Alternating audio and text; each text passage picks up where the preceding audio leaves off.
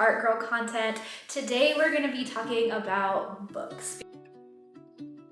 Because yes, I am a mysterious individual who has multifaceted, varying, and intriguing interests.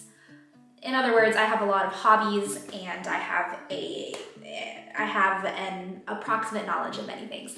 So my love of books has been abundant and present since childhood. There's even photos of me as a wee little babe holding books and reading them. When I was in high school, I was one of those kids who would like get a book, finish it the same day, go get another book, finish it that day. I'm obsessed with reading. Well, I was. Nowadays, I can barely squeeze in enough time to listen to an audiobook while I'm in the shower.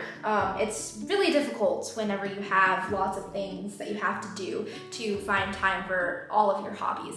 So I have a lot of books on my shelf currently that are sitting unread, and if I'm not gonna read them, I might as well do something with them. So I decided that I would do a series on recreating book covers in my style, but plot twist, I don't really have a style.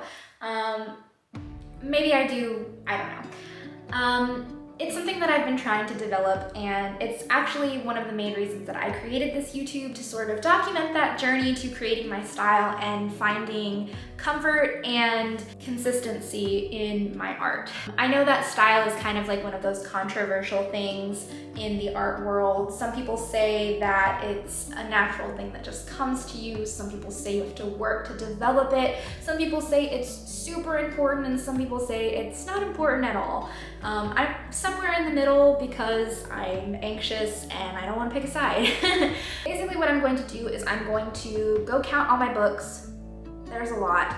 And I'm going to do like a random number generator. I'm going to take that number, pick the book, and then recreate the cover.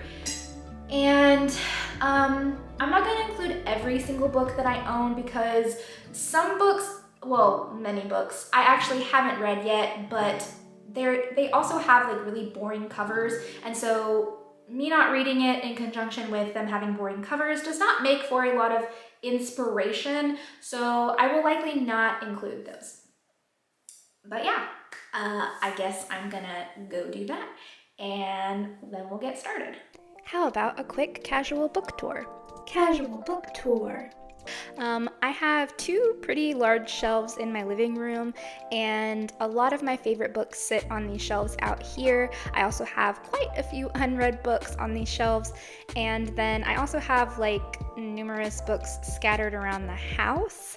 I've got a few in my office, like some of my special editions or collector's books or old books, and then I have some on top of my bookshelves. I have some in my bedroom.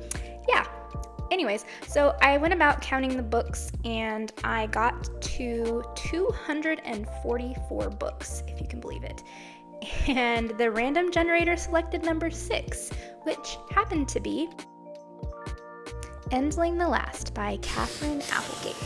So just a quick little up-close look of the cover for you guys.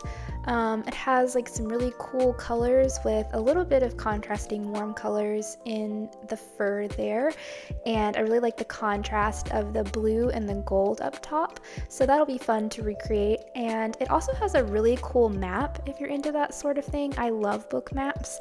So yeah, the first thing I did was just obviously sketching out a rough kind of idea of where I wanted everything to be. I knew that I wanted to stick to the original composition and colors for this first book recreation, because I'm not really quite ready to tackle just completely reimagining a cover, but I do hope to do that in the future. So if you've never read it, Endling the Last is a book about a young dog-like creature called a Dairn, and her name is Bix. Bix is an endling, and she believes she is the last of her kind, hence the name. However, she has heard that she may not actually be the last Dairn, and so she goes on this big adventure to a magical island, and she is trying to find more of her kind. And along the way, she meets this cute little like rodent thing named Tobble, and a few other characters, and it's just a cute and sweet little story. After I sketched it out and got like some base colors and stuff, I'm gonna be honest, I started to not be very happy with this piece right around here. And this is the actual moment where I was telling myself that I just really needed to trust the process. But yeah, she did in fact not trust the process. I ended up completely scrapping that and starting over from scratch. This time I started with the background, and then instead of doing like line art first, I came in and laid down my colors, and I really wanted to stick to, like I said, the same color palette that they used on the book because I loved it. And not only that, I wanted to kind of add some of my own characteristics to it. I really like to add texture to my paintings, and so I went in like with a ton of little bitty details for the hairs on both of the animals, and I tried to just give it a little bit of my own touches.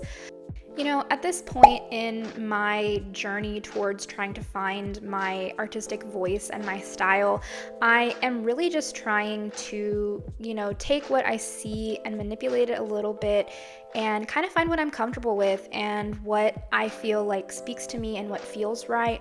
Now, I know I've said that I have no style, but I think the more accurate statement might just be that I don't lean into a singular style. I don't have like a framework for how I create my art.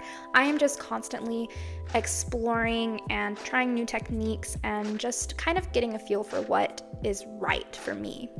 So I think these book cover recreations will really help me focus in on a particular area that I'm trying to fine-tune.